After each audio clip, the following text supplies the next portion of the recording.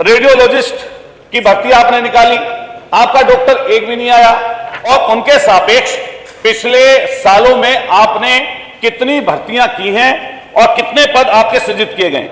माननीय मंत्री जी ने जो उत्तर दिया है, मैंने पूछा कि भाई डॉक्टर की कमी है तो कैसे विशेषज्ञ डॉक्टर रखे जाएंगे, तो माननीय मंत्री जी ने कहा कि 8,431 पद स्वीकृत हैं और 4,426 विशेषज्ञ चिकित्सकों के पद प्रदेश में स्वीकृत हैं अलग से। तो इसमें एक आंसर तो इनका पहले आया था, अभी कुछ दिन पहले क्वेश्चन पूछा था उमा शंकर सिंह जी ने, उसमें इन्होंने चिकित्सालयों में 19,011 विशेषज्ञ चिकित्सकों की बात की। अब आया है 8,031, इसमें कंट्रोवर्सी हो रही है। फिर जो भी माननीय नेता प्रतिपक्ष जी ने बोला, हमारी साथी विधायक जी ने बोला कि भाई डॉक्टरों की कमी है या नहीं। पहले सबसे पहले तो यही सवाल बनता है, आप किसी सीएससी पर जाते हैं, पीएससी पर जाते हैं, वहां सबसे पहले सबसे गंभीर जो परेशानी दिक्कत में व्यक्ति होता है सीएससी पीएससी पर पहुंचता बने। और सीएससी पीएससी पर हाल ऐसा है, ना वहां हड्डी का डॉक्टर है, ना वहां गायनी है, ना वहां रेडियोलॉजिस्ट तो पूरी की पूरी जगहों पे ही कहीं नहीं है, वहां नहीं, ना वहां पे सर्जन है, ना वहां पे अन्य कोई ऐसा विशेषज्ञ डॉक्टर है। हम माननीय मंत्री से पूछना चाह रहे हैं कि आपके मेडिकल कॉलेज और सीएससी पीएससी सहित जिला जो अस्पताल हैं उनमें आपके टोटल पद कितने स्वीकृत हैं विशेषज्ञ डॉक्टरों के, और उनके सापेक्ष पिछले सालों में आपने कितनी भर्तियां की हैं और कितने पद आपके सृजित किए गए?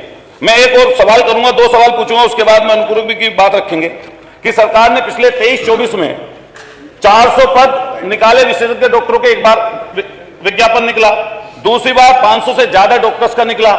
इसमें कितने डॉक्टर्स विशेषज्ञ आप लोगों ने भर्ती किए या कितना को चयन आप लोगों ने किया, ये माननीय मंत्री जी बता दें।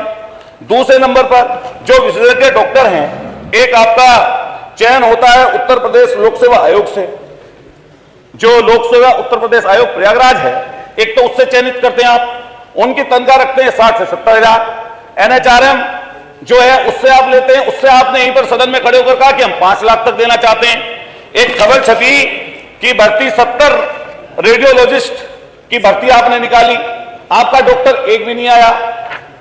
ये मुझे आप बता दें, जब 7.5 साल की आपकी सरकार बीत चुकी, 10 साल केंद्र की सरकार को हो गए और आप ये रोना रोज रोते रहो कि हमारे डॉक्टर आए नहीं, हमने ऐसी भर्ती निकाल दी, हमने वैसी भर्ती निकाल दी, हम ऐसे कह रहे हैं, हम 5 लाख की तनख्वाह देने के लिए कह रहे हैं। मैं मेरठ के बता रहा हूं, मेरठ मान्यवर, आप ये जिले का नहीं बताओ, प्रश्न बताओ। हाँ, स्पेसिफिक सवाल पूछ रहा हूं मान्यवर, मेरठ की व्यवस्था के बारे में पूछना चाह रहा हूं। हमारे यहाँ मेरठ में रेफर सेंटर है, मेरठ मेडिकल कॉलेज, उस मेडिकल कॉलेज में आसपास के सारे जिलों के मरीज रेफर होकर पहुंचते हैं। जब वहां पर पहुंचते हैं मान्यवर, वो ऐसी स्थिति वहां पर बनी हुई है कि वो रेफर कर देते हैं हायर सेंटर, और उससे हायर सेंटर सिर्फ दिल्ली में है, इससे नीचे का नहीं है। और यहां तक की इतनी बुरी स्थिति है जिसके बारे में मैंने आपको अवगत कराया था।